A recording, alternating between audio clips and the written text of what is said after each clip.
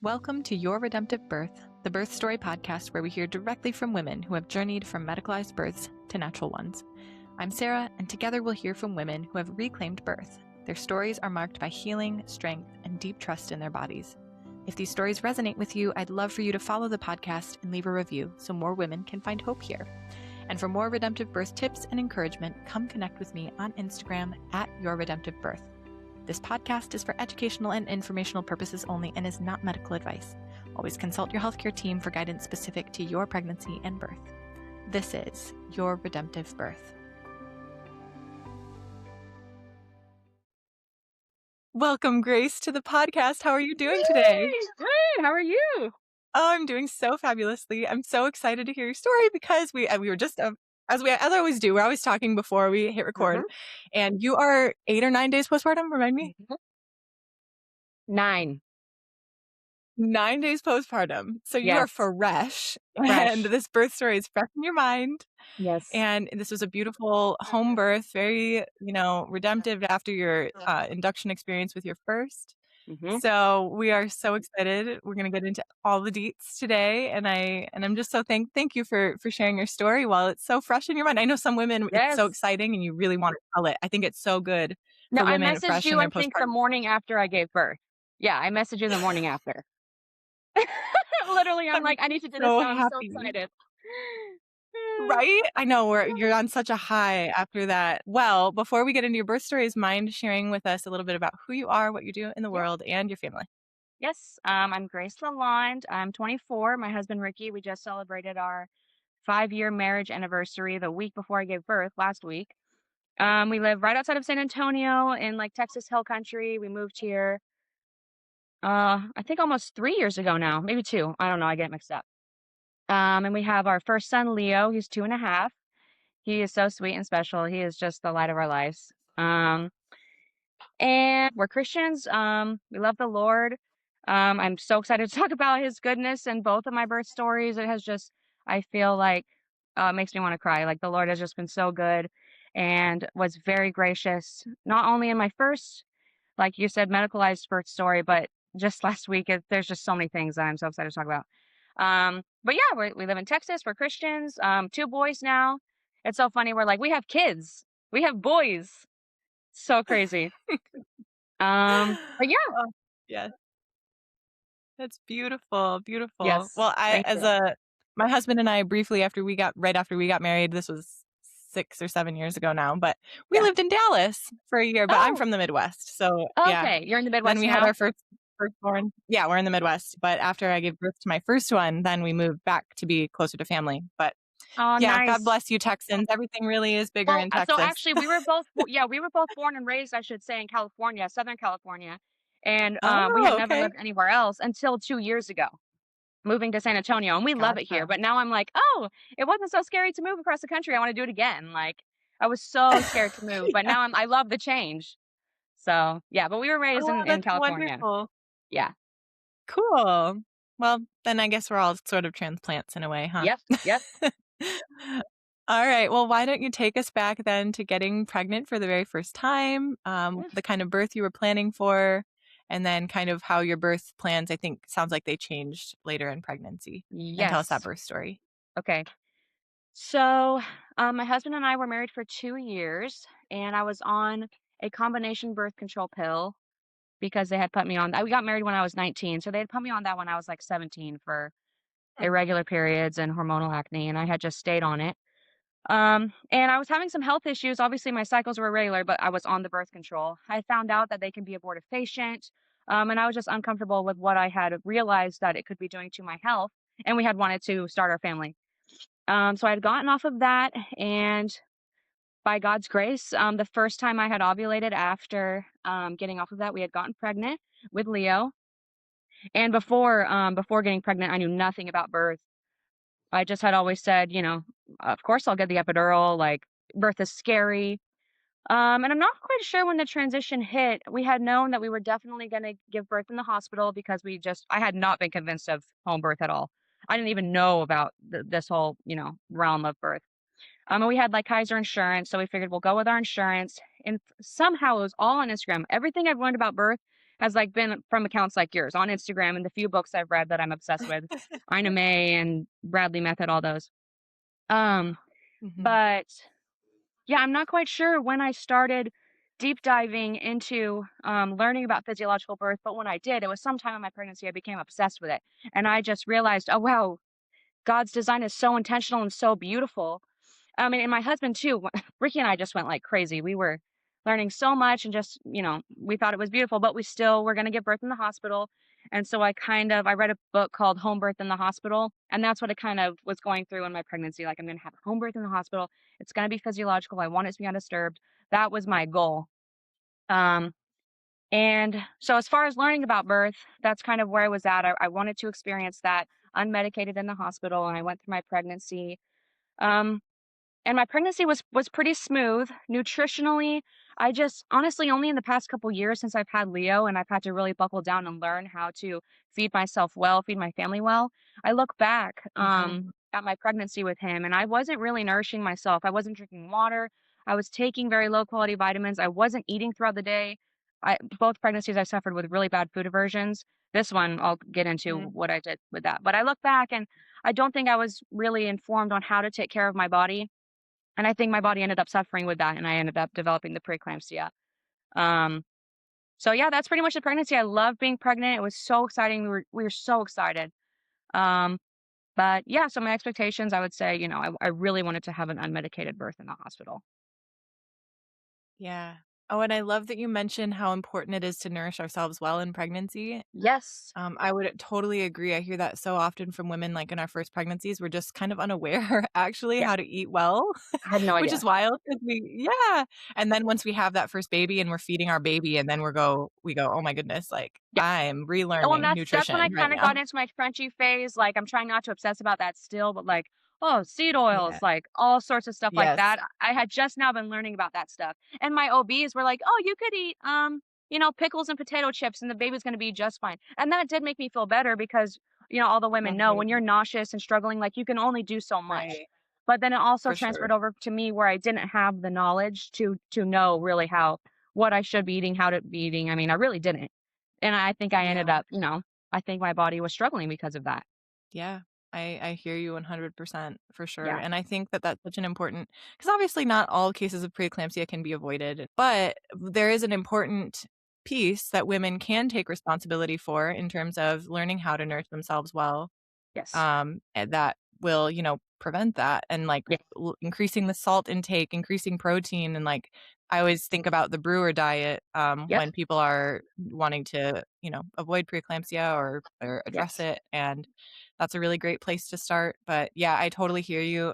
Kind of more eating ancestrally is what we've come to in our Mm. family, and, Yes. That's so lots cool. of animal foods, lots of good grass-fed protein and pasture-raised eggs, and we drink raw milk, and we avoid seed oils, and we Yep. mill our own grains, and, like, we've gone down this That's whole so rabbit awesome hole. because it's literally everything. Yeah, the rabbit hole goes very deep. It's everything. It So does, good for you. and it's I'm still overwhelming, trying to swallow like but it one thing at a time. yeah. Yes, exactly. This is the product of, I mean, 3 or f gosh, how old my son is 5, so 5 years, really. That's I so mean, I cool. just started milling my own grains. My I Christmas love present this that. year was a grain mill.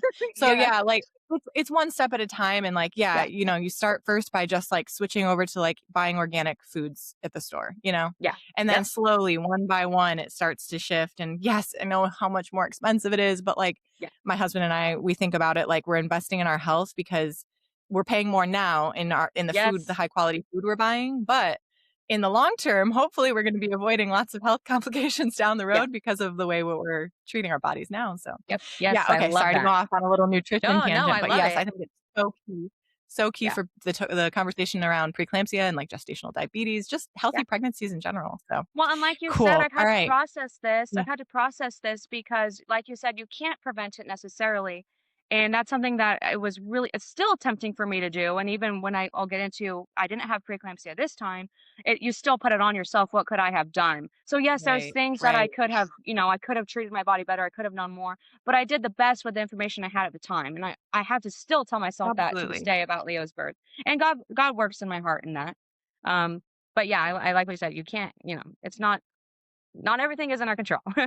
But what we can control is it's Right. nice to know what you can help your body with.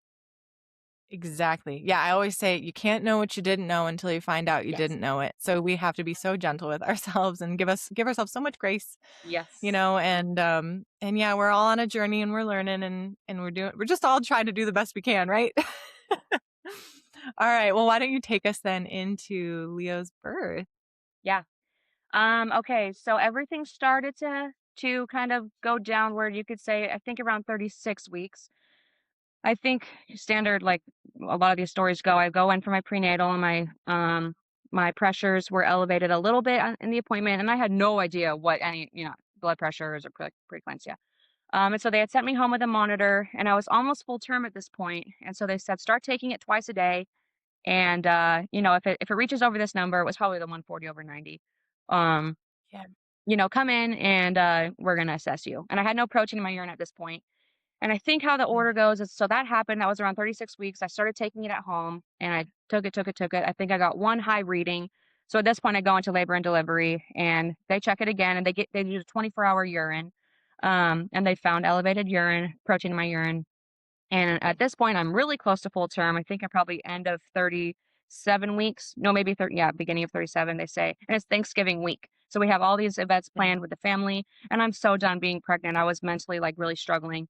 And so I was already like kind of doing research into what this elevated pressures, possible preeclampsia meant. And Ricky and I were talking, and I'm like, oh, this could very well, end in induction. And we had talked about, we do think that this would be something where if it did turn into this, we would, need to induce and agree to that. And so I started taking it 3 times a day, and now there's, like, anxiety involved with it. Um, and, they were fine, and then the day after Thanksgiving, Ricky was at work, and I took a shower, and I was seeing spots. And this was after already we Mm. had gone in on full term, early term, and they found the protein. They said, "You need to come back in if it happens one more time, and you're gonna get induced," and I had agreed. And so I took my pressure. It was elevated. It was over 140/90. And then I rested for a few more minutes. I took it again. I called Ricky. I'm like, Ricky, it's elevated. It's over those numbers. And so he came home. I had the hospital bag packed, and we kind of looked at each other, and I was like, they said to come in. Like it's over those numbers. And I actually was like, I think I Mhm. had come to terms with, you know, uh, I still wanted to do the unmedicated, or at least at this point without the epidural, because I was like, I think I'm getting induced. But I was Right. doing okay mentally. I wasn't like, because I was like really wanting to meet my baby. And I know I was only 38 weeks. Um, Yeah. but anyway, so we went to the hospital, they checked me in.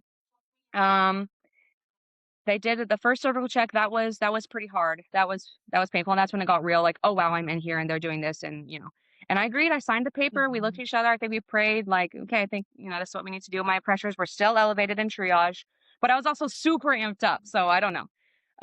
Because the rest of my labor, I wasn't on mag or anything. My pressures were absolutely normal. The second I went into Oh. my labor and delivery room and throughout the rest of the birth, they were completely normal.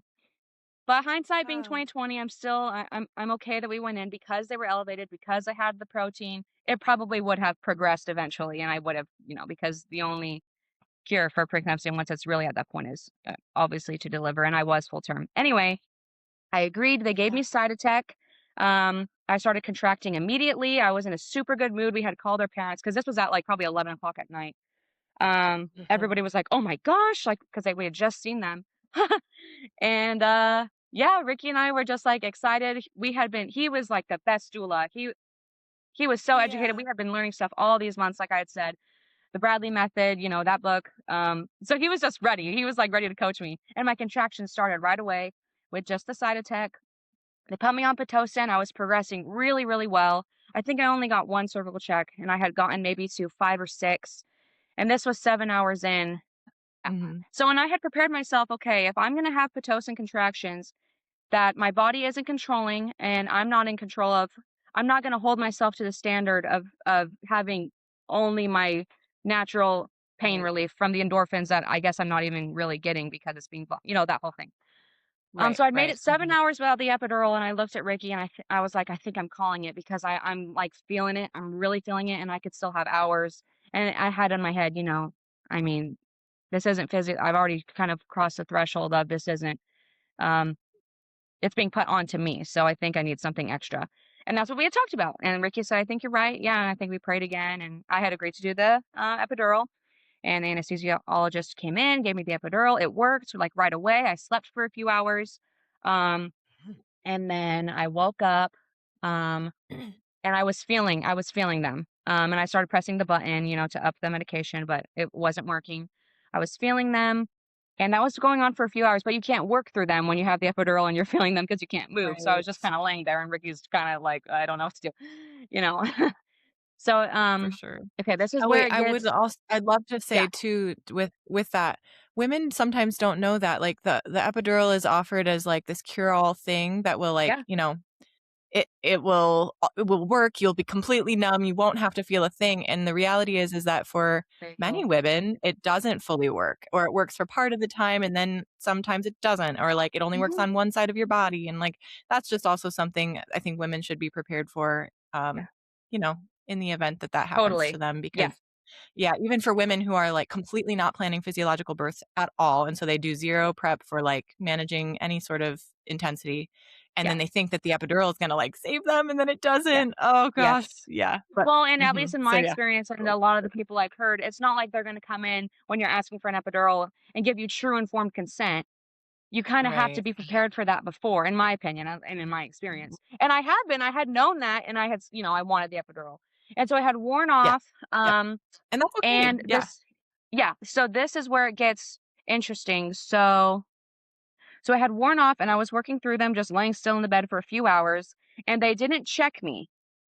I don't know if I declined because it was so painful the first time, or they just didn't offer. I don't remember, but they said, and the button wasn't working, giving the extra. So they said we can give you a bolus. I had never heard that word before, a bolus, and I agreed. I said okay because I'm in a lot of pain right now, and I don't know how far along I am. But I did start feeling pressure. I started feeling pressure, but I don't know if I said anything or they didn't check me. The Mhm, anesthesiologist, this was a different one, came in and he was very cold. He didn't look at me really. He just said, sit her up and the nurses helped me. And when he came in, I had kind of a weird feeling in my gut, like, I don't know if I should do this. And he gave me the bolus, which I don't know if you know. From my understanding, I still don't really know. I think it's just a very concentrated shot of whatever is in the epidural, if it's fentanyl or I don't know. And so he mhm, did that, and I felt like a shiver go up my spine and kind of a feeling of dread. And I looked at Ricky and I was thinking in my mind, I'm like, I don't think I should have done that. And he leaves. And then within just a few minutes, I'm just like completely numb up to my chin. And everybody starts rushing in, all the nurses. They put oxygen on me. They push Ricky out of the way. Poor Ricky is just like, what the? And Leo starts decelling. It turns out, if they had checked me, I was complete. I was ready to start pushing. So if I yeah, had, and this is where it's like, okay, Grace, you can't hold yourself to this because hindsight being 2020, if I had waited probably 10 or 15 more minutes, he would have been mm, ready to start pushing and I would have had the control to probably be able to push him out. But they didn't check me. yeah, yeah, Um, so anyway, so they had done the bolus. I was completely numb. I needed oxygen. He's starting to decel. I'm still on Pitocin, so it's just a constant contraction. Like you know, I'm yeah, not getting a break. yeah, And my OB, this is the first time I see my OB. She comes rushing in.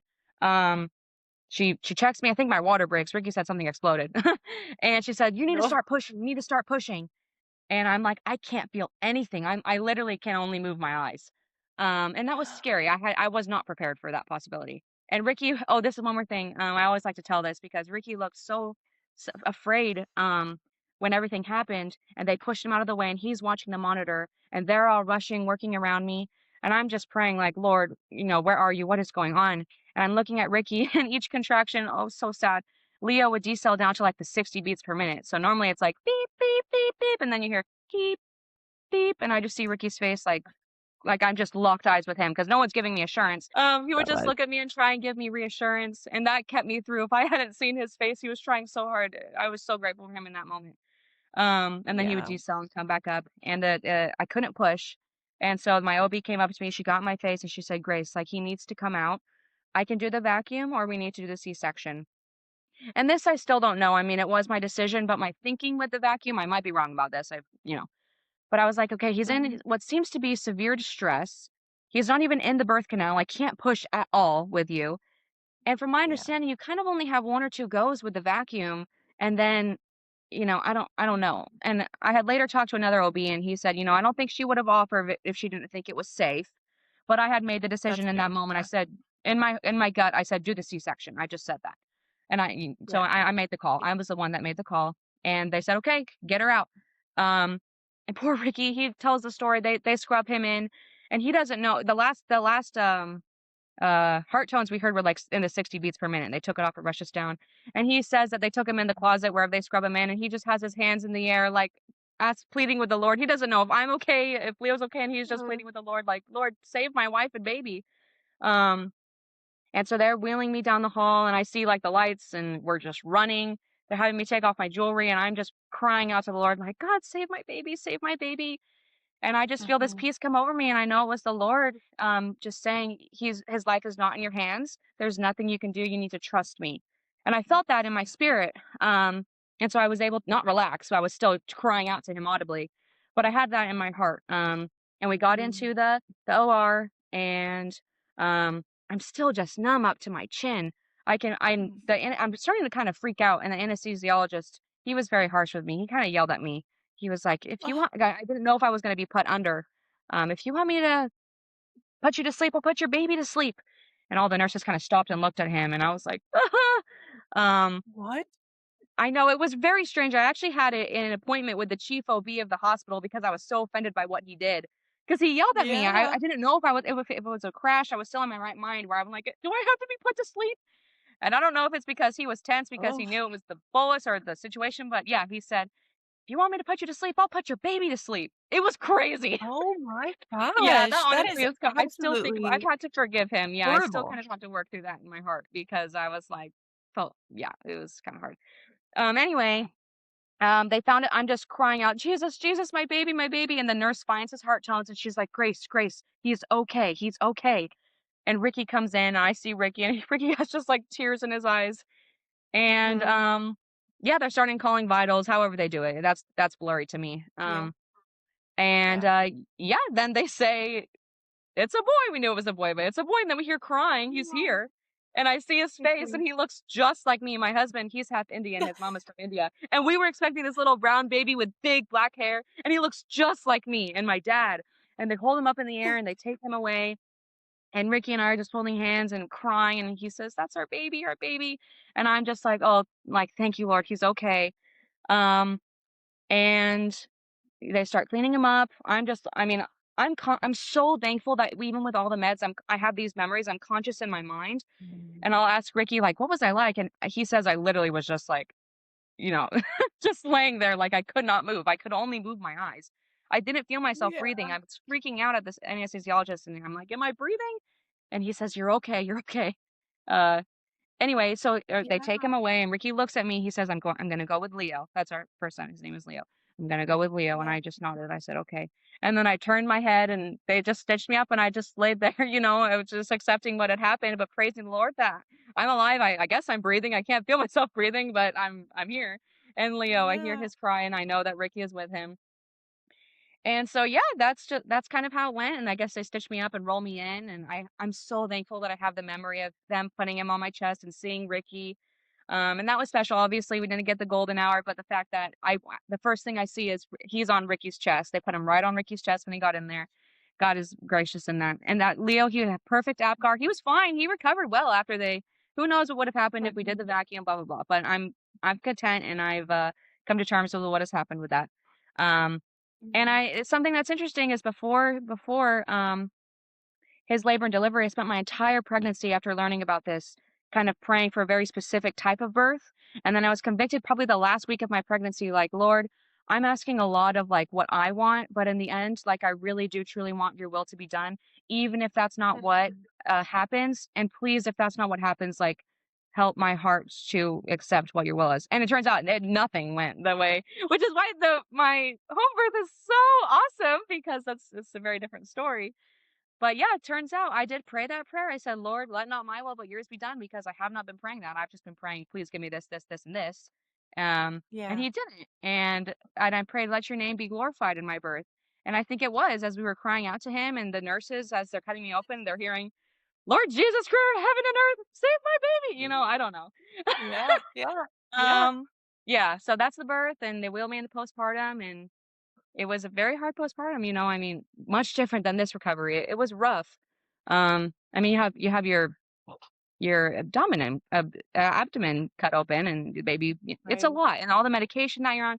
It was hard, but even that, God was so gracious. We were so excited to have Leo. It was just, you're still riding the high, even if you have a C-section and Yeah. it's emergency. At least with me, not everyone's the same. Some, even there could be more trauma and struggle, but I was still riding the high. It was so amazing. Wow. Amazing. Yeah. I love how your faith is so big in this for you. And I think how, because I hear a lot of these kinds of birth stories too, and it's amazing to see a woman have something really quite traumatic, and Mhm. scary happen, Yeah. and all the while you never stop praising the Lord, Sure. and how beautiful is that? And I Yeah. think that probably was obviously God was with you as you're healing and as you're praying for a different Yes. kind of birth the next time, and yeah, maybe take us into that. What does postpartum look Okay. like, and then getting pregnant with your next baby, and kind of the Yeah. way you prepared, the way you healed, wherever you wanna Yes. take us. Okay. So yeah. Let's see. Postpartum, like I said, I mean, it was rough. Ricky had to latch Leo for like the first 6 weeks. Because Oh. and he had to help me go to the bathroom. Our bed was like 4 feet off the Yeah. ground, so I couldn't get in bed. I had to sleep on the couch. Um, Mm. it was hard. I was really thankful for the oxy. I definitely needed that. Tylenol was not gonna cut it. I took all the oxy I could. I'm like, yeah, I'm not gonna try and do this naturally. I'm not gonna hold myself to Yeah, that. Yeah, it yeah. was hard. We had so many friends in our church family. We had a meal train for like 3 weeks. My parents, Ricky's Mhm. parents. Oh, Beautiful. it was, so even though it was hard and I could barely move, I was so cared for. And then Mhm. something that I'm even still working through, I'm still working through it to this day, is I didn't touch my C-section scar probably until I was like 8 months postpartum. I still don't even, Mm. I'm still haven't really, um, I think I've reconciled what happened with the birth. I've accepted it, but there's still parts of it where I struggle with that. Not because I think it's gross, or I think in my subconscious Yeah, I just know it's a wound and I know what happened there, and it kind of freaks me out. That's something that like I said, I'm even still processing. Um, yeah, and then my midwives this time encouraged me, like, I think maybe try and connect with that area a little bit before you give birth this time. yeah, Um, yeah. Mhm. but that's something that stands out in postpartum that I had never heard. I had never talked to anybody that kind of struggled with that same sort of thing to the extent that I did, where it was almost like, oh, I Yeah, really like can't touch the scar. Anyway, it's better now. It's better now, but I'm still working yeah. through that, and I don't know how long that will take to work through that. Um, but You bring up a beautiful point, mentioning just reconnecting with that part of your body and touching it. Like, yeah, I think it's that the same could also be said for, like, our vulvas, women mhm, are so, like, averse to feeling their bodies and yeah, really connecting deeply with just like, yes, especially I mean, for Christian women growing up with a lot of purity culture, and I'm not talking about, like, yes, masturbating. I'm yeah, saying just knowing your body, yes, being able to touch your body without feeling shame, totally, and imagining same thing with birth, like, with a baby emerging from our vaginas. I know yeah, for me, it was really hard to even imagine. I made a video about this. Imagining my vulva getting this big was, like, really I yeah, couldn't do it. I with my yeah, first baby, I couldn't do it. And I yeah, think that that is something so many women struggle with, just this disconnect between our ability to actually like, to, without fear, acknowledge parts of our body that are meant to do certain things, and to, like, not to just, like, to just allow and to just yes, feel and to not feel shame, and yeah, yes, so I love that your midwives mentioned that about your scar too in the same yes, way. Touching it, feeling yeah. it, like, Yeah, letting not Ricky being touch it, that's afraid to even go something there. I still, yeah, something I still struggle with. Like, Mhm. let Ricky touch it. Sometimes just let me put my hand on it. And Yeah, that's something I'm still working through. That's so hard for me. it So, but is, yeah, you're yeah. right. It's hard to connect even when it's so good and nothing goes wrong. How much more then do you need to work through and be intentional when it doesn't go the way you wanted? Yeah, absolutely. Thank you for saying that, yes. Yeah. So let's see. You want Okay. me to go into when I got pregnant with Oliver? Sure, yeah. Okay. Um, so I'm learning even more at this point about preeclampsia, and I'm like, okay, Mhm. if I get pregnant again, I don't want that to happen. I want to do everything I can to um prevent that. And we wanted to have a home birth. This Yeah. At this point, we're even more obsessed with birth. I'm learning so much. I desire that so much. Ricky and I had talked about it, and we had decided, yeah, we want to try for a home birth and a VBAC. And when I had that appointment with the chief OB at the hospital to talk about that anesthesiologist and just my experience, he had said, "You're a very good candidate for a VBAC, and you definitely know what you're talking about." Because I told him the whole story, and I'm like going on and on about all this stuff. And what's funny is he's actually the OB that delivered me, that delivered my mom when I was born. And he's like, Oh, "Oh, you're making me feel so old." Isn't that funny? Um, wow. I know, it was so funny. So I'm telling him all this stuff about what happened and blah, blah, blah, and he's like, "You know what you're talking about, that's good, and you're a good candidate, but, and he kinda said too, "Accept what happened and, move on." So I knew I was a good candidate. We had moved to Texas. I think my body is just one of those ones that I don't ovulate until I've weaned. Leo was Yeah. breastfed. I think I weaned him at like 20 months because we had been trying, and he was ready, and I was ready. And so I weaned him. And by God's grace, again, I'm so grateful. The first time I ovulated, we had gotten pregnant again. I'm so grateful for that. I know that I have so many friends and people that I follow and know that that's not their story, and I'm very grateful that we did experience it like that. I praise the Lord for that because I know that's not everybody's story, and that's really hard. And I had done research on the brewer's diet. I had said, okay, I'm going to do the brewer's diet. I want to look into more high quality vitamins and just taking care of myself better, mostly through the brewer's diet. There's a couple of Instagram accounts that I learned everything about that from, which I can share if you want me to Oh, what later. are they? What are they so our Okay, listeners know? yeah, so the first one is, Fully Nourished Mothers, Fully Nourished Mother. Mhm. She also runs the Biblical Birth School. I think her name is Brittany. She's really nice. I've Gotcha, messaged yeah. her back and forth a couple times, and she has a lot of research. She's like a brewer's coach. You could do like one-on-ones with her, which I never did. I just read her page. Um, so yeah, I learned a lot from her, and we got pregnant. I had signed on with our midwives. I had met them. They're two Christian ladies. So nice. They're so nice. And already, like the first consultation with them, it was like, wow. Um, her Bethany is her name. She's the one who was my primary and who did all my appointments. She's just talking. She's letting me talk. She's asking my story. It's a 45-minute long appointment, just a consultation. And Mhm. everybody says this. If you listen to one home birth podcast, it's like the difference between the conventional care and then the midwifery care. And just having the midwife, I know that she has the same philosophy of birth as I do. She worships the same God that I do. She's telling me when I'm bringing up already anxieties that I have, what if the baby's not breathing? What if this? She said, "We pray over you. I've prayed over babies if they need to be resuscitated." And that just so encouraged me, like, wow, not that Yeah. OBs, they can't be believers or they aren't believers, but that's not something that's normally offered and proclaimed when you first meet a, when you're in a conventional setting. So that Rick and I just look Yeah. at each other like, sign me up. This is amazing. Yeah. That was so And how encouraging. I felt safe so cared for. how safe does that make you feel? Like, it's Yeah. so important for women to feel so safe. Safety is, like, paramount to the actual Yes. physiology of birth working well, which, we know Yes. that. And Yeah. And so having this midwife who was so, like, on the same page as you, and you felt like, and I've said this too, like, can you imagine yourself naked around this person, but also do they feel like less like a medical provider and like Mhm. more like a good friend or an aunt, a wise grandmother, like Yes. somebody like that Yes. where you feel just so safe and so loved and so cared for? Like, how much better does birth work then, when you feel that safety and that sense of like, I am cared for? That makes Totally. birth work better. Yeah. Yeah. Yeah. So we Love experienced that. that right away. We were like, yes, we're good.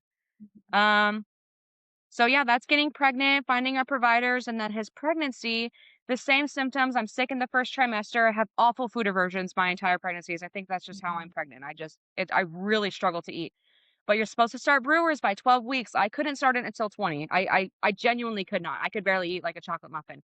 Um, oh, it was so hard. Yeah. Yeah, and so the brewer's diet, I didn't follow it super super strictly. There's like the one rule, you're not supposed to have diuretics because it can inhibit with the blood volume expansion, but my midwives have put me on some like herbal remedies for the preeclampsia prevention, which can, we kind of had decided Mhm. that the risks of the diuretic properties outweighed the benefit of them outweighed the risk of them possibly with the blood volume. Mm. And so Mhm. it's at least 100 grams of protein a day from whole foods, 2,600 calories from whole foods, no diuretics, salting your food to taste, like you said, water to thirst. I think that's the basics. Mhm. And I have Yeah. never been on a diet before. And like I told you with my first pregnancy, learning this diet, that's when I realized, like, whoa, if this is like the basic of what Brewer says is, a full or well rounded, nourished diet, I was like, Oh my goodness. Um, so yeah, my Yeah. midwives had agreed, they thought that was a good idea. They put me on some other supplements. I had a very big regimen of supplements to take for preeclampsia prevention, as much as you can do. I Yeah. wanted to do as much as I could to try and prevent it again. What's And each appointment, what supplement? What supplements? okay. I know people will be curious. Yeah. Okay. So I was on a dandelion root tincture, herbal tincture, a So that was the hawthorn. diuretic, yeah. Yeah, the diuretic hawthorn. I brewed Nora tea by Beautiful One Mhm. Midwifery. I love their page. They taught me so much.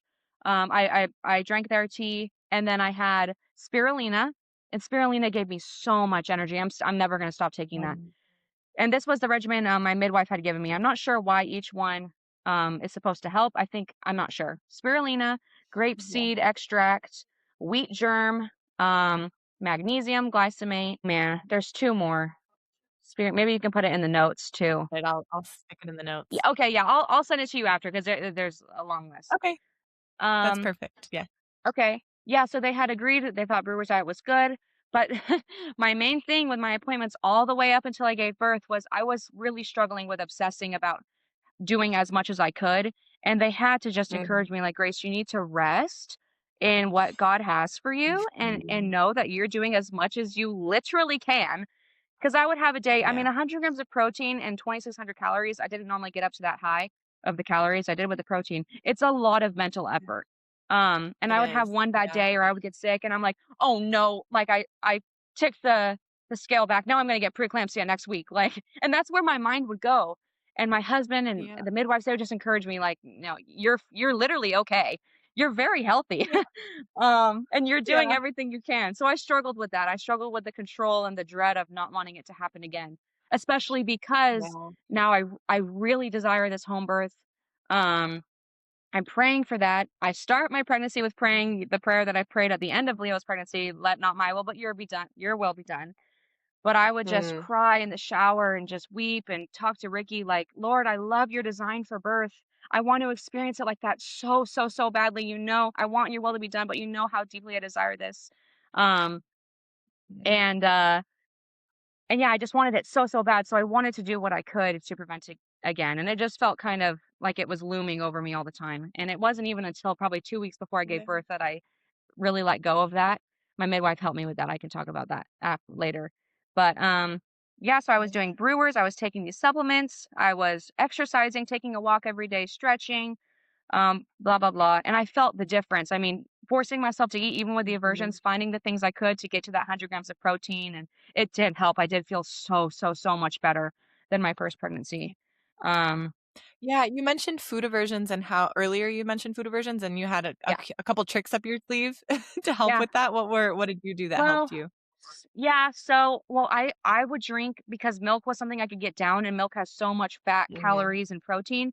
And already on Brewers, yeah, it's a very dairy heavy diet. I think you're supposed to have like 4 glasses a day, and I would have like six yeah, cups of milk a day. I would just amazing. down milk. I was able to eat steak, and just Mhm, little protein snacks because you're not technically on Brewers. Processed protein doesn't count. So like a protein bar or protein shake that's going to get you like 40 grams of protein, it doesn't count. doesn't count. Technically. Oh, yeah. So yeah, I would drink a lot of milk. It was so hard for me to eat meat, but I would do the steak and like pumpkin seeds, cheese and crackers. Mhm, Because I could only snack, I had to eat like every hour, which some pregnant women yeah, do anyway because you're just nauseous. But that's why I was yeah, saying it is a mental load because the what I'm thinking about all day is, okay, what am I going to eat next? I also have a toddler. I yeah, also have to try and get dinner on the table for our family, even though that's so hard to do when you're pregnant and you're yeah, reverted. But I was able to, I'm not sure. Yeah, I think the milk and just snacking, just finding like yeah.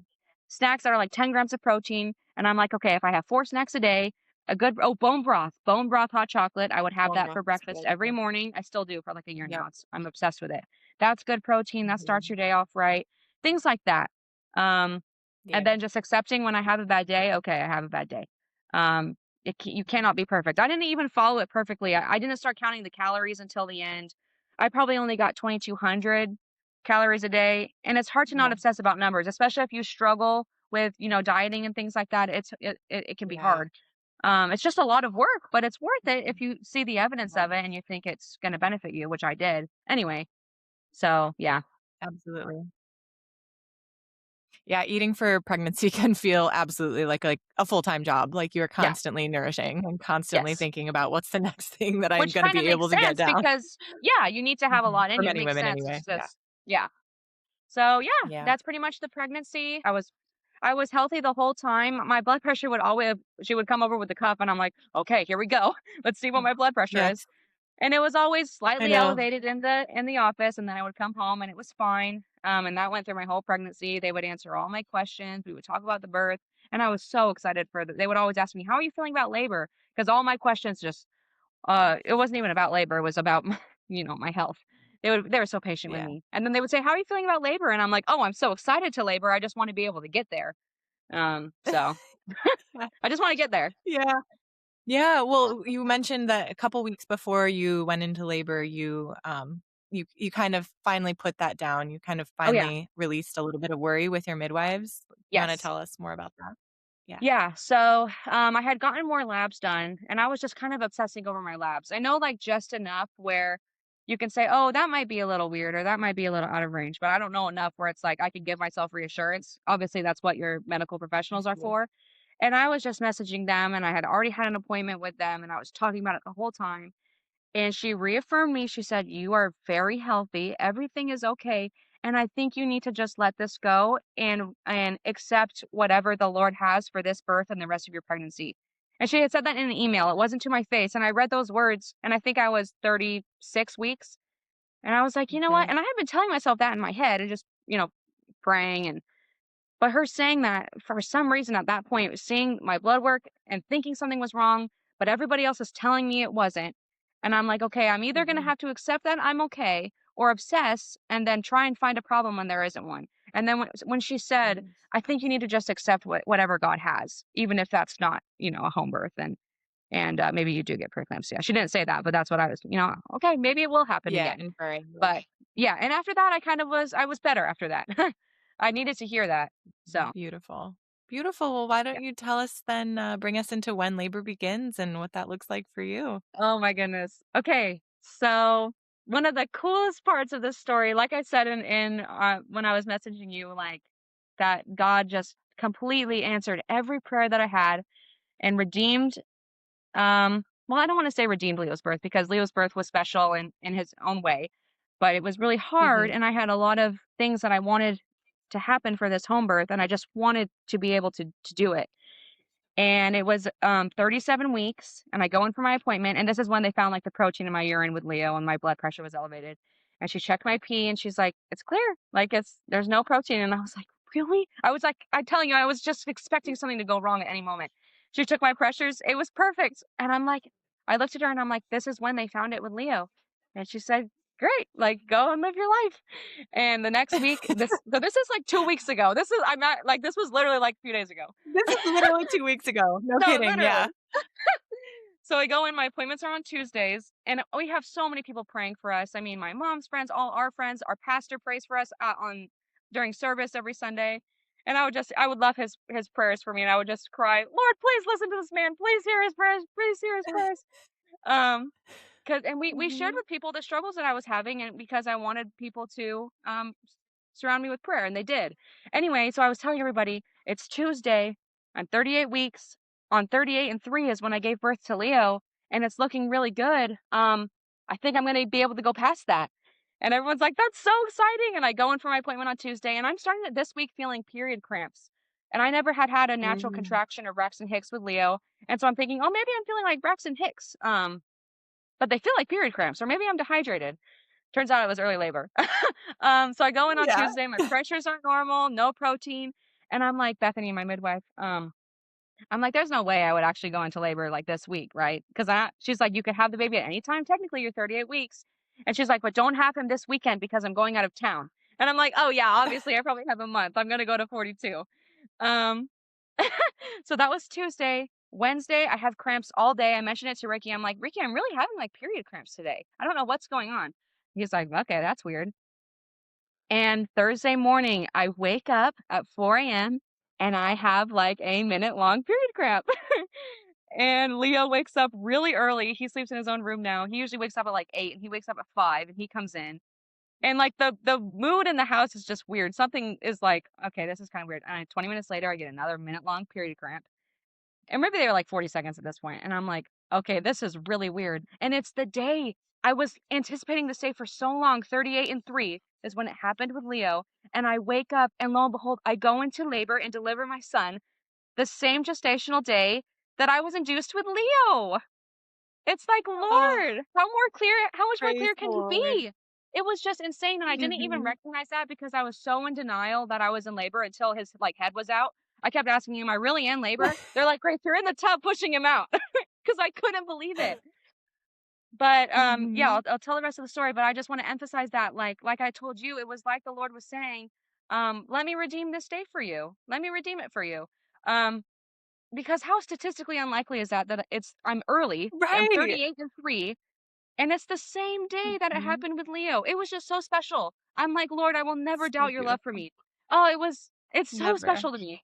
Um, so anyway, so I start Yeah, and I was contracting. even saying too here, what I messaged you that I'd love everybody to know too is that, like, how faithful and how beautiful is God that He allowed the C-section to happen, and now you're getting to share this story so that other women Yes, can hear this beautiful, this His yes, grace, and, like, yes, and and you're using your voice to amplify the fact that, the C-section happened, but then it was different the next time. And yeah, that the design is good. The design was never yes. broken.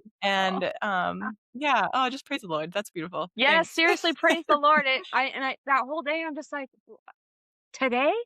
And so I was Yeah. contracting more, yeah, contracting more, and it was enough where I'm like, "Do I need to start timing these? Because I'm pretty sure these are contractions." And Ricky, he goes to work really early, so it's like 5 or 6 a.m. He's like, I'm gonna go to work because we're both like, there's no, you're just having period. Are you starting your period? I don't know, like they're period cramps and they're contractions because I had never felt a natural one. So pitocin, you're just like right into it. Um, and Yeah. so he goes to Mhm. work, and I text my midwife, and I'm like, "Hey, I think I might be having contractions." And she's like, "Oh, okay, well, let me know." And Ricky goes to work, and I look at Leo. Oh, this is one other thing. So, Leo gets very afraid when I'm like in pain or crying.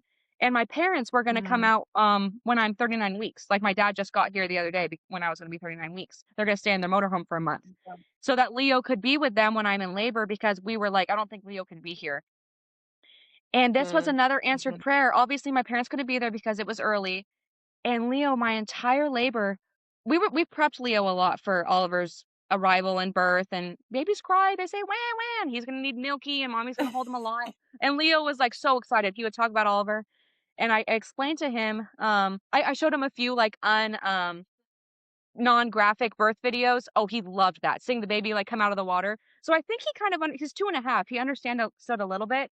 And I told him when we were home Yeah. alone, like when Ricky was at work and we're eating breakfast, I'm like, Leo, I think mommy's gonna push baby Oliver out.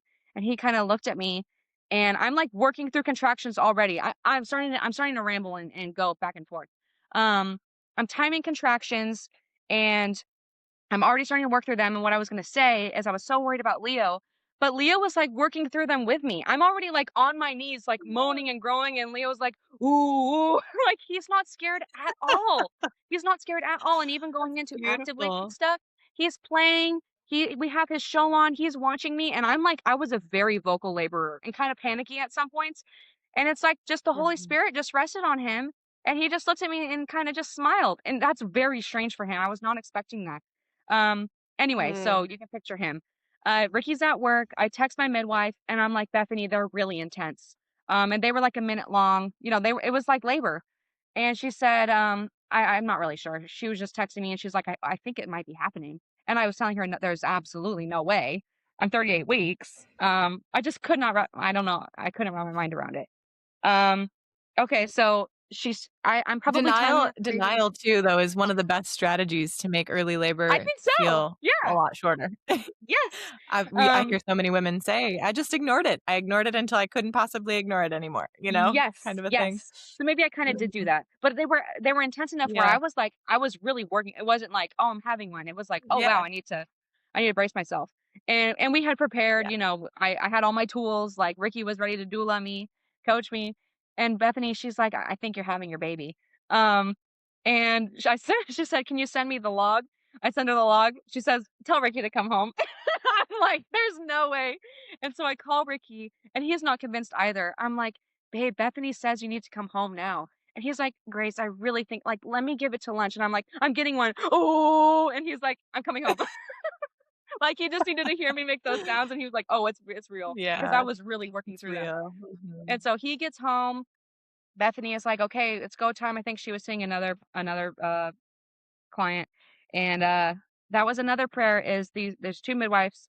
I wanted them both to be able to be there. I was okay if they weren't, but I just loved both of them and they're both believers and I really wanted both of them to be there. And they ended up both being available because you have two, one Yeah. primary and then one that assists, and they were both there. So the other one, Naomi, she comes. Um, Bethany told me, she said, get in the bath, and if they don't slow down in the bath, I think this is real.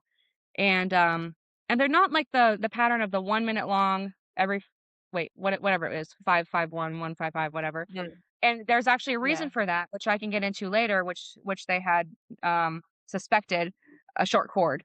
Um, and that was why my contractions were Oh, kind of sporadic, apparently. Anyway, so I get in the bath, they're interesting. not going away. Ricky comes home. I was able to like have a smoothie in a bar, and I'm in a good frame of mind. I'm like, oh, I can't believe this. And then they said, we're going to come and check on you. And I'm in the shower and I thought my water broke, but I think I had just been losing my mucus plug. And Ricky was doing Mm. counter pressure. Like I needed a lot of coaching at this point. This is probably when I transitioned into active labor. I only got checked twice, so I don't really know for sure, like dilation wise, but based on how I was acting, I think this was active labor. And this in the shower was when I kind of had the fear come in. Like I was coming to terms with the fear and that this was actually happening. Like I was in the shower standing there. I think I lose my mucus plug and I just start like weeping, like, oh, it's really happening. Mm. Um, and then the midwives get there, Naomi and her assistant, not Bethany yet, my primary. And she comes in and I'm like, can you take my blood pressure? Because I haven't taken my blood pressure yet. And I'm still like, do I have preeclampsia right now? Do I have to go? Oh my Mm. goodness. And Yeah. she put her hand on me and I think she was encouraging me that, the Lord was with me the whole time. She probably said something at that point, like, God is with you. You're doing so good. And she let me cry. I just kind of looked at her, was crying, like, and I told her, I'm Yeah. scared. I'm scared now. I think it's really happening. I kept asking her, is it really happening? She said, I think it's happening, Grace. And they checked. I hadn't broken my water. She said, let's get out of the shower. And they made my bed for me. And I still wasn't checked, but they were just hanging out a little bit. And I think they were watching me and they were saying, oh, yeah, she's laboring. And so I think at this point I'm in active labor. We call my mom and my mom freaks out. I'm like, Mom, I'm in labor. And she's like, what? And she says, okay, I'm going to fly. They live in California. She's like, I'm going to get a flight right now. And I'm like, really? She's like, yeah, I could be there by tonight. She ended up getting in at 1 a.m. And I was like, okay, like she wasn't going to be at the labor, but like I said, she was going to take care of Leo. Right. And at this point, I'm like, Mom, Leo's going to be here. Like he's doing really good. And he was. I think that was a gift. I think I needed him there. Leo was helping me. Just Yeah. this grace on him, like he was totally fine. And that was the Holy Spirit, honestly, because he wouldn't normally be like that.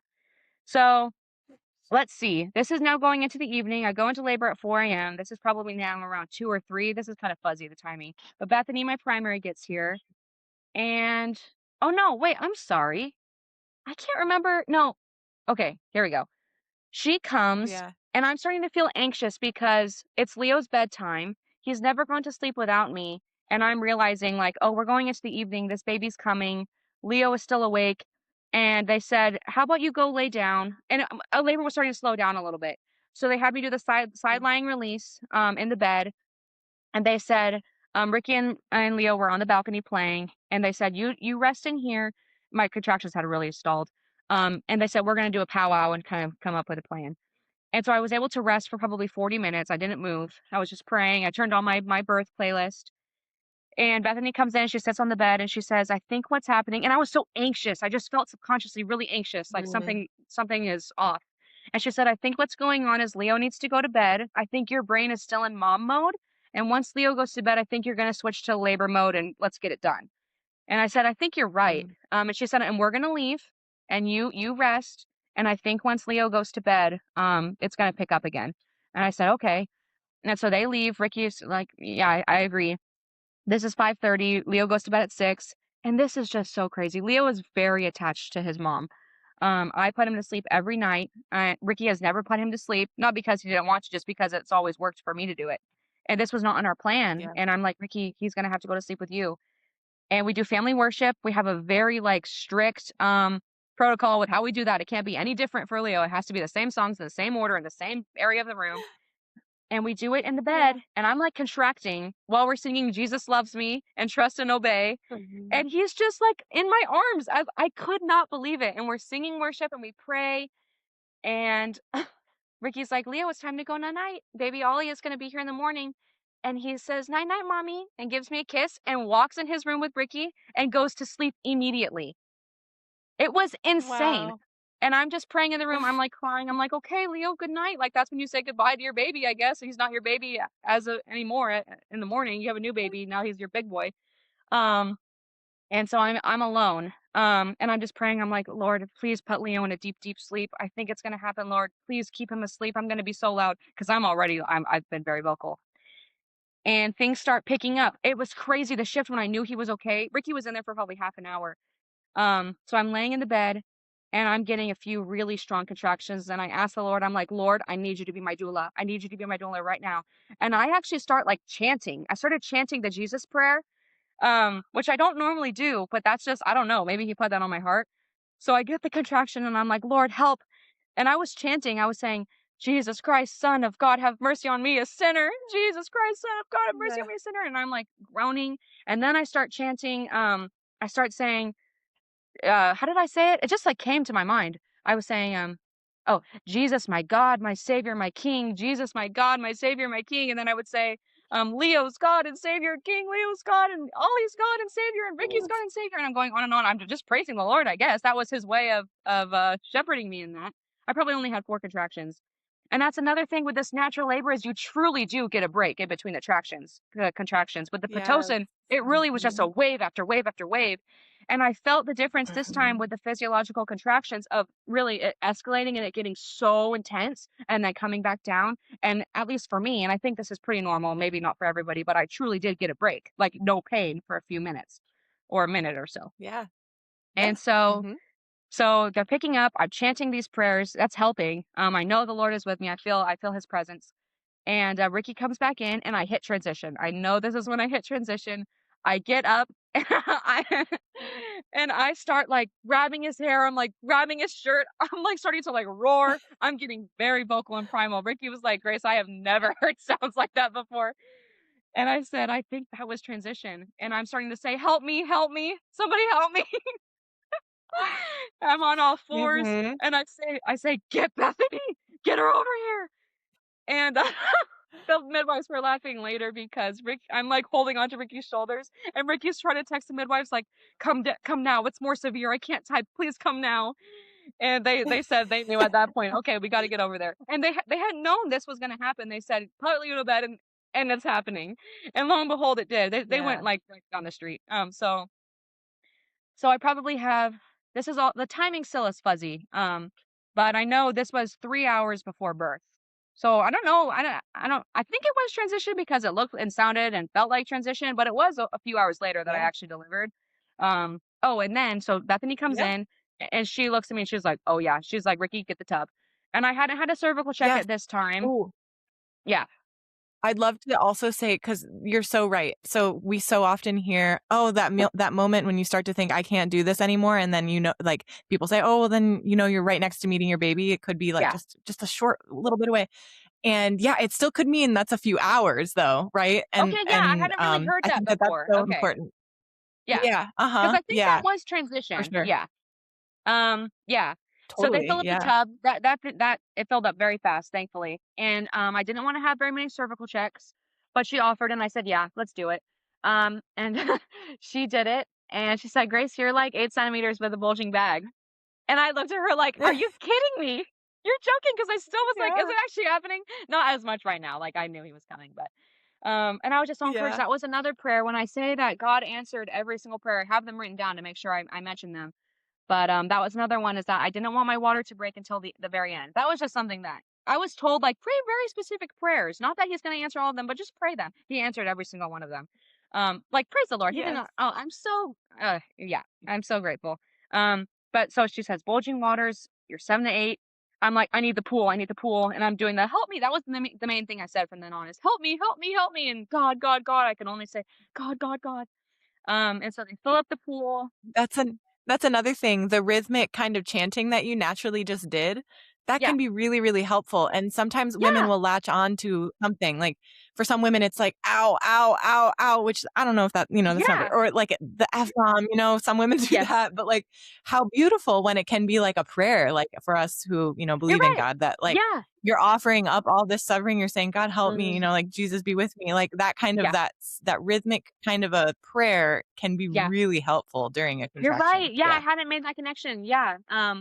And it's Mhm. interesting because we had so many of the coping tools, and I found myself, and Ricky was trying to do the coaching with the breaths. It was so hard for me to do the in for 4, out for 4. I didn't realize how hard that would be to be in control of Oh, my breath yeah. because they say practice before, and I kind of did, but I had a lot in my mind, a lot of knowledge in my mind about what to do, Mhm. and I did implement it. But I remember thinking, wow, it's really hard to catch my breath right now. Um, So when Mhm. Ricky had a few things that he would coach me Yeah. with, I really liked, they're called like breath prayers. I had heard from about them on another birth story podcast. But it like one of them was like you breathe in and it was like you sustain me and then breathe out. Something like that, Uh-huh. like a praise and a prayer. And he had some Yeah. affirmations that I liked and Yeah. some that I didn't. One time I looked at him, I was like, "Stop saying that." Oh, I think he said, "This is power, not pain." He was saying, "This is power, not pain." I'm like, "It's pain. Stop." I was so mad at him. Stop And saying he would that. pivot.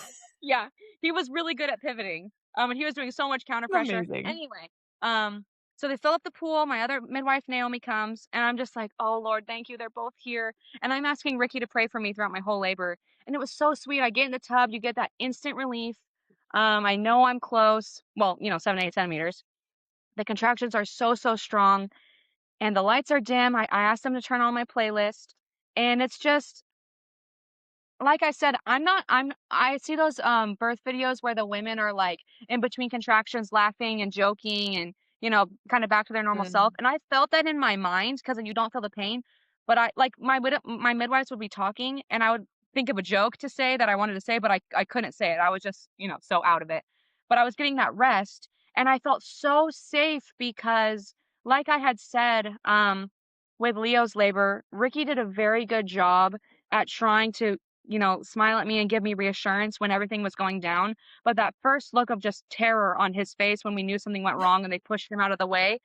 Mm. With this, I would be when it's so intense and you're like, "Am I okay?" And I look at all of them and they look at me and they're smiling and they're like, "You're doing it. You're doing it." And there was never a look of doubt on Ricky's face because it would just be so intense and it's like you're like in another world and you're looking at them like, "Is everything okay?" And they're like, "Yeah." And Ricky prays for me, and they both come and put their hands on me. I'm in the tub. I'm naked. I'm butt naked, like moaning and groaning, Yeah. and just and they're praying for me, and they just get in my face. They're like, "The Lord is here. He's with you," because I'm crying out to God, and I'm like, "This is the most beautiful thing I've ever experienced." And I'm already in my mind, even though I'm visually not there, I'm there in my mind, and I'm like, "Lord, I'm doing it. This is it. This is what I've wanted this so so so bad, and I knew it was happening." Um, and yeah, so I'm in the tub. Ricky's in the tub with me for a while doing counter pressure. My contractions are sporadic. They're not all 1 minute long, and I'll get into why they explained the Mhm. short cord with that. They had suspected that, but they didn't tell me that they suspected that because they knew probably that I would have freaked out, because I freak out about anything possibly being wrong. But that was just something. Right. It's cool how my body coped with that. I can talk about that later. But yeah. So let's see. So I'm in the tub and I'm laboring. I'm being coached. I have my music on. Leo is asleep. He's in a deep sleep, and I think I'm doing that for maybe an hour and a half, and then I think I start getting the urge to push. And I think I pushed for an hour. Let's see. So I'm on my hands and knees, and I'm holding my combs. I'm smacking the shelf. I know that they were chuckling at me because I was doing the chanting, like you said, "Help me, somebody, help me, help me, help me." And I would be like looking at Ricky in his eyes, "Help me, Mhm. help me," and he's like, "You got it. I can't do anything. You got it." Um, and and yeah, so I start getting the urge to push. They don't check me. Um, but they say you can bear down. You can go with it because I was like, I had heard mixed things about and then how to apply it when you're actually there. I kind of needed their direction. Like, do I push with it? And I don't know if I experienced fetal ejection reflex because that's kind of when the baby just comes out. Like I was definitely pushing with the Mhm. urge. So I had the urge and I was pushing with it. I don't think that's fetal ejection, right? I don't know. Yeah, yeah, I would say fetal ejection reflex is something that it's not, you're not consciously doing anything at all. Your body just Okay. literally shoot your uterus presses your baby right Oh out. wow. Okay, yeah, no, so I And didn't that experience that. there's videos of it. There's Yeah. videos of it happening when you can see the baby just kind of shoot out. It's not, Well, it's literally just a reflex, but like yeah. they call it the Ferguson reflex is the urge to push. So there's a slight Okay. difference in that as the baby's head starts to press into the, top of the vaginal canal, you'll start to Yeah. feel just similar to like, oh man, like I kind of have to go poop. It's a very similar feeling. Yes. Okay. And, when you feel that, yeah. Yeah, and it's you just start pushing with that if it feels right to push with it. Some women don't. Some women are, like, Yeah. consciously, like, wanting to get to the point where if you just don't push your baby at all, it will your body will eventually just push your baby out. But Got I it. don't know. It's up to whatever a woman is feeling. Yeah. Yeah, whatever she feels is right to Okay. her. Yeah. So yeah, so I definitely then felt just that urge and I pushed with it. Um, and it was interesting when Mhm. I was pushing, kind of the pain in your belly of the contraction for me went away. I just started feeling the pressure. Um, and so I started pushing like that, and they're so calm. Naomi, the assistant, she's typing, she's in the computer. Ricky's right next to me. Bethany is over the edge of the pool, coaching me a little bit too, and they're just letting me push. Um, and I'm not sure how often the contractions are coming, but I get that break. I love that break in between. It truly is like a real rest. Mhm. At least for me it was. Yeah, Um, and so I'm absolutely. Uh-huh. pushing. Yeah, I start pushing. I mean, uh, let's see. What order did this go in? I'm pushing. Oh, she says that's effective. That sounds right. Really deep primal. I think I was starting to roar. I've heard women say I roared my baby out. I think I Mhm. was one of those women. Um, just Yeah. very guttural, primal. I think that's the word you use is primal. It just felt like that, and my body was just kind of doing it. I was just Yeah. kind of, Yeah. leaning into that. You're, like, Um, along for the ride. yeah, Yeah. kind of. I'm like, this is happening. Mhm. Um, and very intense. It felt very surreal, very intense, almost like supernatural. Like you kind of feel how thin that Mhm. veil is, and it's really happening. Like wow, a human is descending into me to come out, and I'm about to hold them. Oh, it's beautiful, and it's everything that I had been Mhm. expecting and dreaming about and weeping over for so long. Anyway, um, so she checks me again, and she says, "Okay, you're about 9 to 10 centimeters. No, not 9. She's like 9, 9.5. I think you have a lip." She said, "Can I have my hand in you and kind of help guide him with the lip?" And I consented to that. I said, "Yes." And turns out, poor Bethany, I think this is how it went. I think I pushed for an hour, and for some reason, having her hand support his head as he was descending and have her hand there as I was pushing and her telling me that's the perfect, you're using the right muscles. She took her hand out and I said, "I think I need your hand there." So she actually had her hand Mm. holding, I don't know if she was, 'cause she said it's +3 when they're, like, almost crowning. Like, he was very descended. Yeah, He was but almost, plus yeah, 3 is, like, very much yeah, uh-huh. yeah, like, Plus 3 she's like, "There's station, yeah. very little space." So she wasn't all the way up, but she was holding his head, I think, and the lip had resolved mostly. He was descending well. Another thing is he was in the Yeah. perfect position the entire labor and delivery, and I did go to the chiropractor twice a week, in my pregnancy, so I don't know if Good. that attributed to that, but he was in a Yes. very good position, yeah, the entire time. Chiropractic Um, care, I always tell so many women, chiropractic care, chiropractic care, chiropractic mhm, care. Get yourself to a chiropractor. yes, Yes, for I'm sure, for very baby thankful I did that. positioning, making lots of room in the pelvis. Yeah. I was just gonna say, I was going originally in pregnancy because I was having very bad headaches, and I was really due to my shoulder, and I was very worried about having one in labor. And that's Mhm. another answered prayer is I didn't have a headache during labor, but then they also did the Webster technique along with it. And yeah, like what you're probably about to say is that's good for positioning and pelvis alignment, right? Yep. Absolutely, yep. All yeah, Yes. all that. But then I also wanted So to say too about, like, the cervical lip thing, yeah, and it's okay. It's okay to want that support. Like yeah, with you, you really trusted your midwife. It made you feel so safe for her hands to be there. yeah, And so I love that and I want to affirm that absolutely. But for some women, that could feel a little bit invasive or like they don't yes, want that kind of support there. And Yes. also just because the research that we have on anterior cervical lips is mostly from women who are like on their backs pushing with epidurals, and Mhm. that the fear is a quote unquote swollen cervix.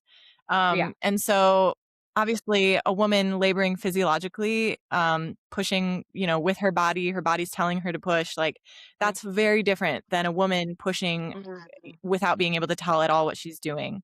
And so the fear of a swollen cervix is much, less likely in that scenario. So Yeah. there's still a lot of midwives who are, fearful about cervical lips and Mm. want to assist women in stretching their cervix over over the baby's head internally. And I mean, personally, I don't think that it's absolutely necessary. I think if Yeah. a woman is wanting that support, like I just had another birth story just last week that was the same Mhm. way. Like a woman wanted, her midwife's help getting, quote unquote, Yeah. getting the cervix over the baby's head.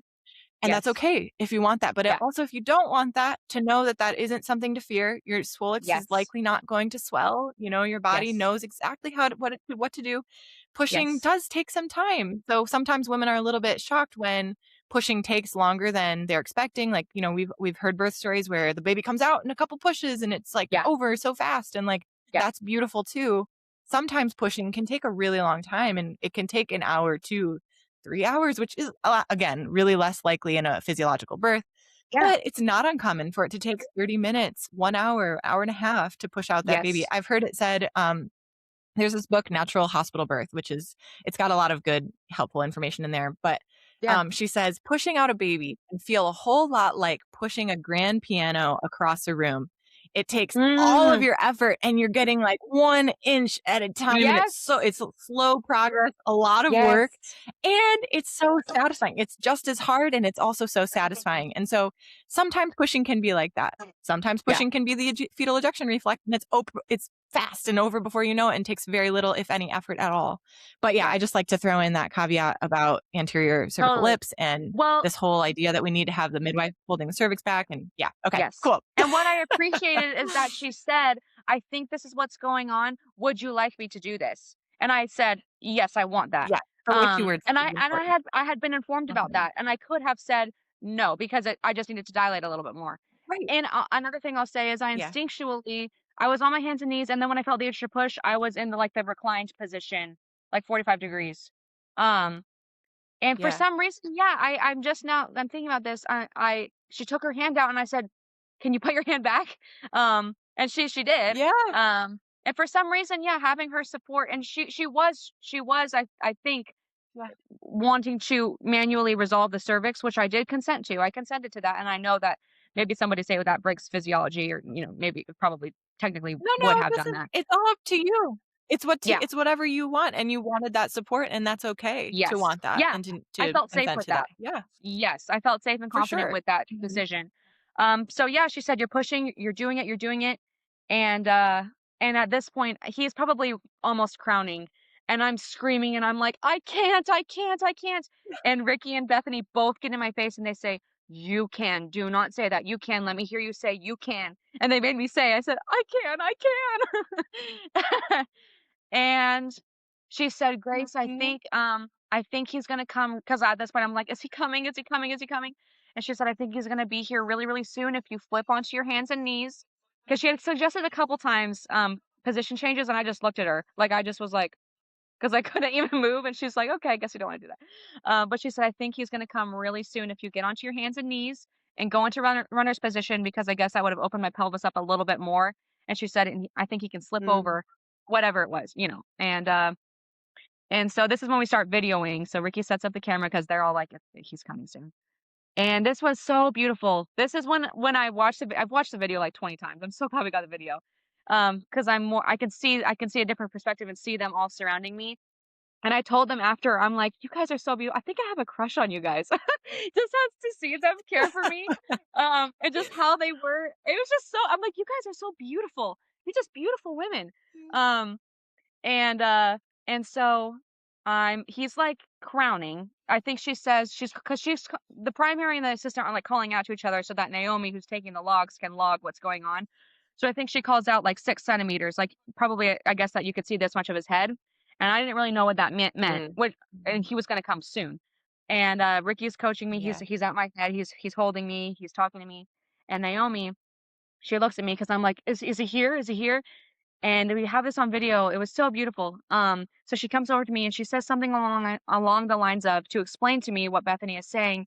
She says, she speaks really quietly. She says, Grace, there's about this much of your baby showing, and in one of these pushes, your vagina is going to open, and he's going to slide past, and your baby's going to be in your arms. And she goes like this, and I rest in her hand for probably a minute, and it's quiet. And they're looking at each other. I see in the video, I talked to them later, and they smirked at each other. I said, "Did you guys do that because you knew he was coming, like, right then?" And they were like, "Yeah, he was coming." And so I'm just, in her hand, and Ricky's there, and the plan was for Ricky to catch the baby. And so, I'm on all fours, and the next push is when I get him out, and so the contraction comes, and I go, "Oh," and Bethany says, Lean into it, Grace, you got this." And I really roar, and, I'm like, "Oh," and the feeling of the head descending, because you feel the crowning, and I say, "It burns, the burns, the ring of fire," but then the feeling of each part of the Mhm. head sliding out was the wildest, most intense, pressure-filled, awesome, holy experience. It was amazing. It was intense. And his head is out, and I feel that relief. You see me, like, panting, and Bethany says, "Ricky, if you wanna catch your baby, come here." And I guess this was fetal ejection reflex maybe because I didn't push, and we had, 'cause it's true, right, that the head can be Yeah. out for a whole contraction, right, and then the body can come out. His Oh, head yeah, was out. Yeah, it can absolutely. be a little while, yeah. So which was, what I was Sometimes kind of 2 expecting. contractions. Yeah, Yeah. right. Mhm. So his head is out, and Ricky comes over, and then 7 seconds later, I don't push, I go, "Ugh," and his body flies out like Superman. Um and Yeah. so I don't think Ricky could catch him. They kind of were like, "Whoa, there's baby."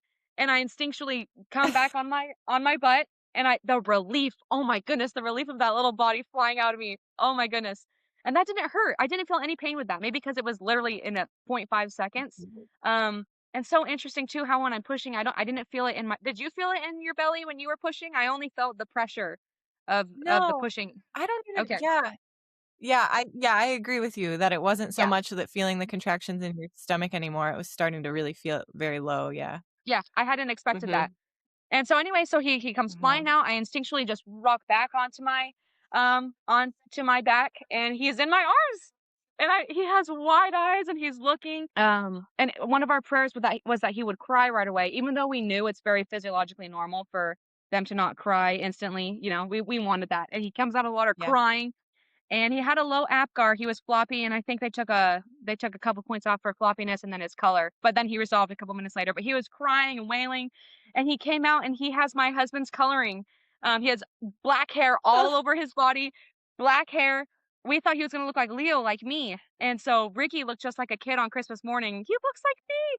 And I'm just looking at him, and it's just that moment that you look at other birth videos where you start crying when the woman delivers, and you're like, "Oh," and I experienced that. And Mhm. he's in my arms, and and they're like, "You did it. Happy birthday, baby." He's crying, and it's just like, oh my, it was the most insane, intense feeling in the world. It was amazing.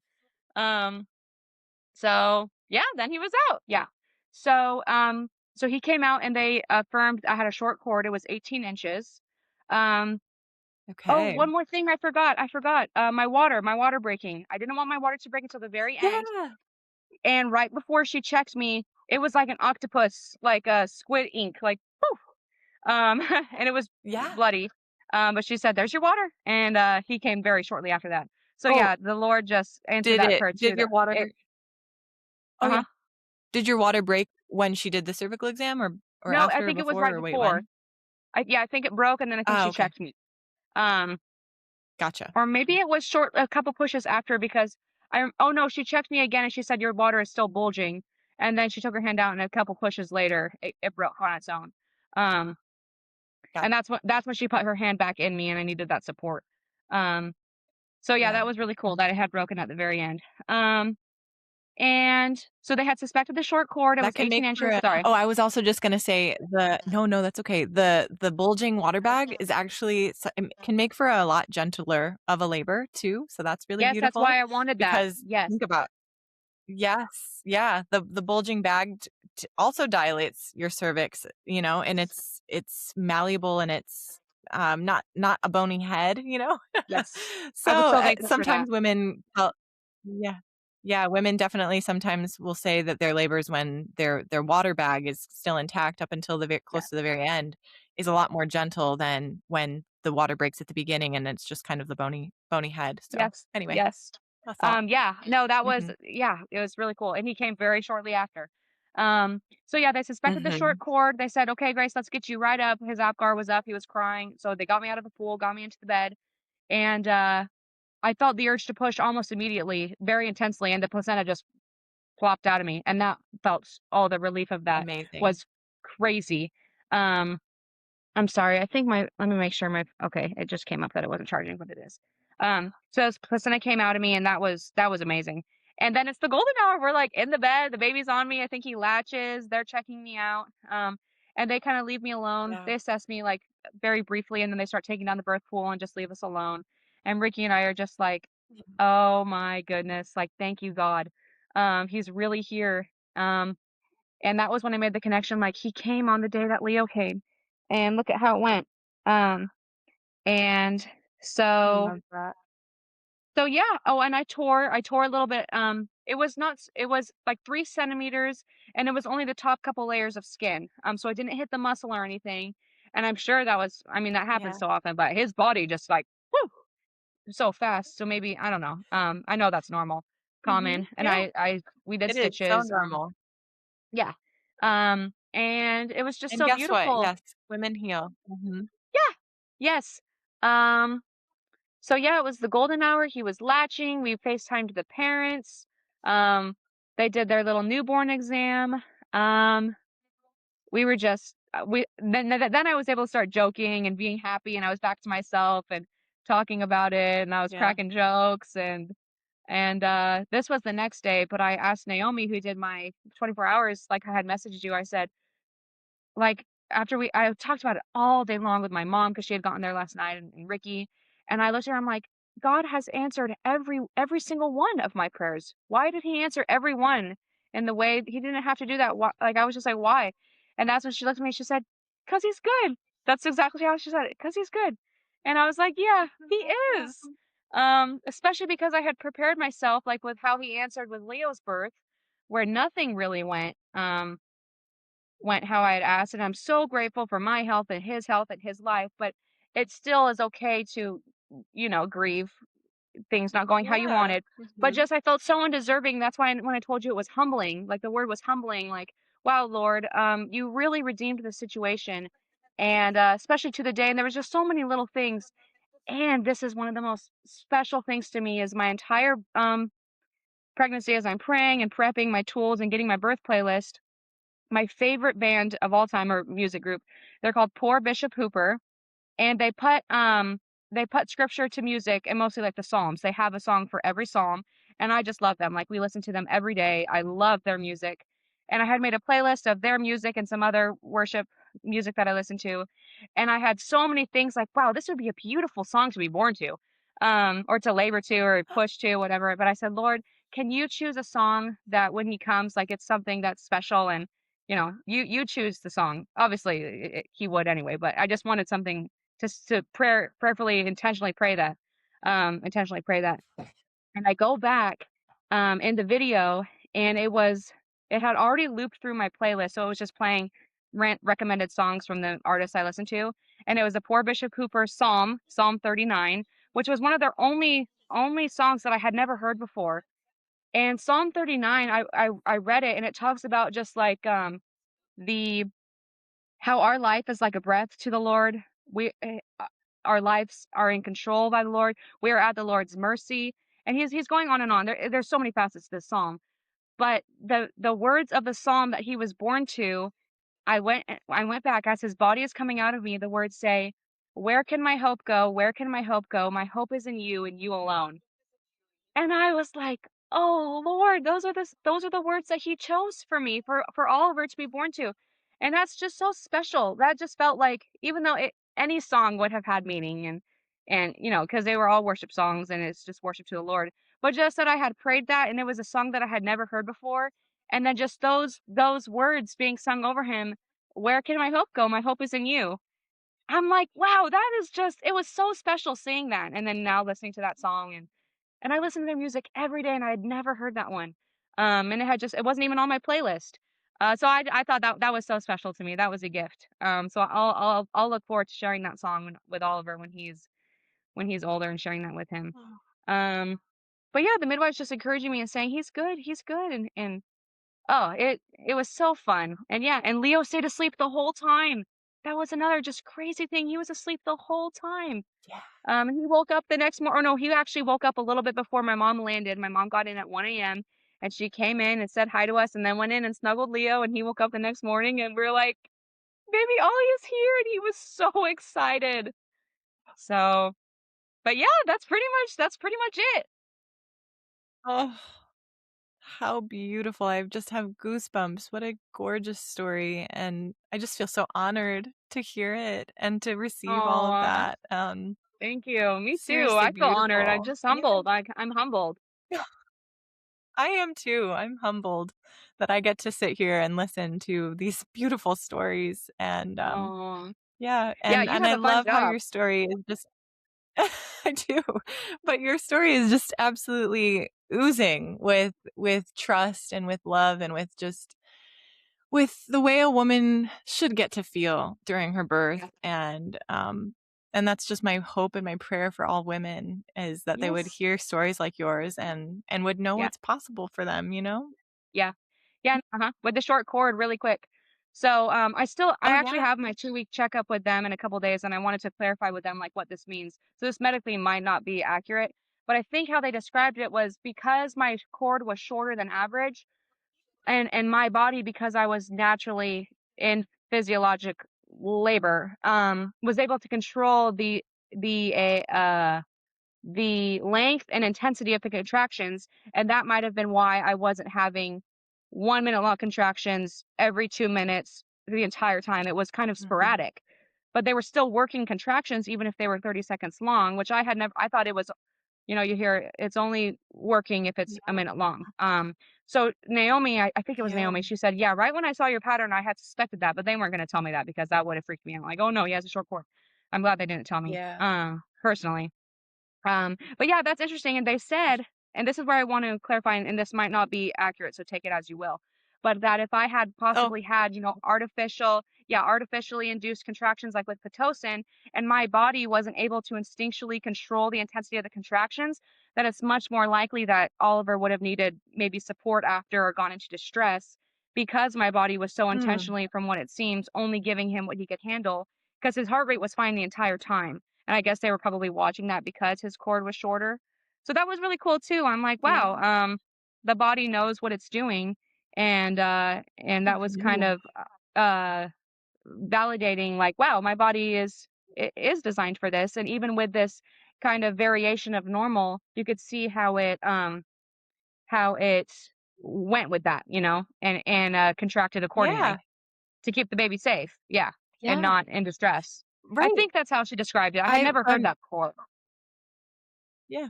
I've never heard of that before either, but I like the way you put it that yeah, your body gave Oliver what he could handle, you know, like Yeah. I don't know, I haven't actually looked into this at all about short cords and contraction Yeah. length, so you learn something new every day. I'll have to look into that, Yeah. but I think yeah, that's yeah.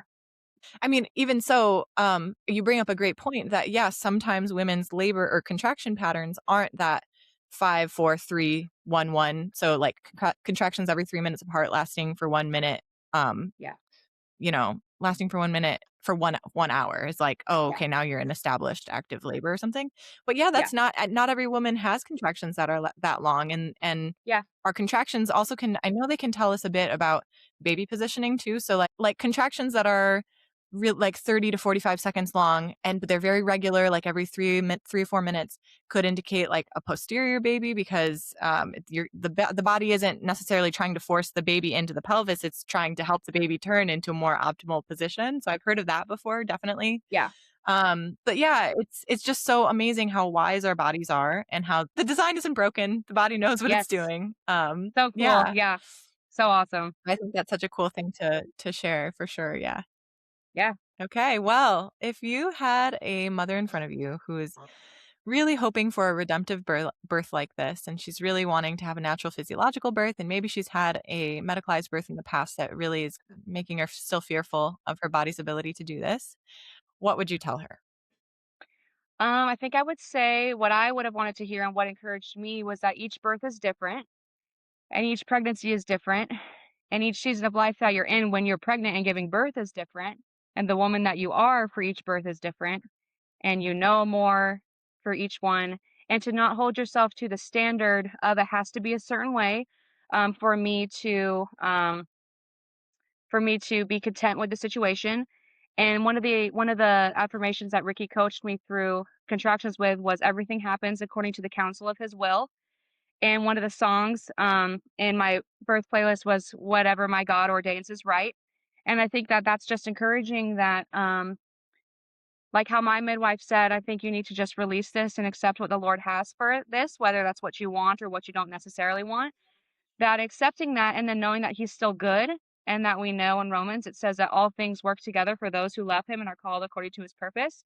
So that whatever happens in your birth and labor, let it draw you closer to the Lord, no matter what his how it might end. Um, and trust that maybe lean into wanting to know him more. And I wanted to pray like let your name be glorified in my birth, let you be praised and let you be honored because it is such a sacred thing and it is his design and his design is good and beautiful. And but we also live in a broken and fallen world and not everything goes according to our plan all the time. But that it was encouraging to me that we know that everything happens according to the counsel of his will and nothing happens that's outside of what he has ordained as right. Um, so I think I would say that. And prepare yourself I'm glad that I was more informed this time with the brewer's diet and I had more tools in my pocket for how I might better my chances, but then also coming to the point of realization like no matter what I do, it might still happen. And that's not in my control because there's very little that we are able to control. And most of it is out of our control, but it's not out of anybody's control. It's in the Lord's hands. And so leaving that there and accepting that and praising him for that. I think that's what I would say. Amen. And I'm so, like I said, Aw. I'm so thankful to get to sit here and hear your beautiful Me story while it's too. so fresh. Yeah. Yeah. This was so Oh, fun. 'Cause, like I said, I messaged you the day yeah. after. I was like, "I'm gonna message her. Maybe I can do this." So this was an honor. This is because I listened to birth stories my entire pregnancy. That's another thing is listen to the birth stories, especially Yes. this one, Listen to the birth because stories. the niche of going from medicalized, having maybe some trauma, having things that didn't go your way, and then wanting to pivot and do it, the 180 different way. I think that that Mhm. is very, very helpful. And saying that it can be done. And if it's not done, God is still good, you know?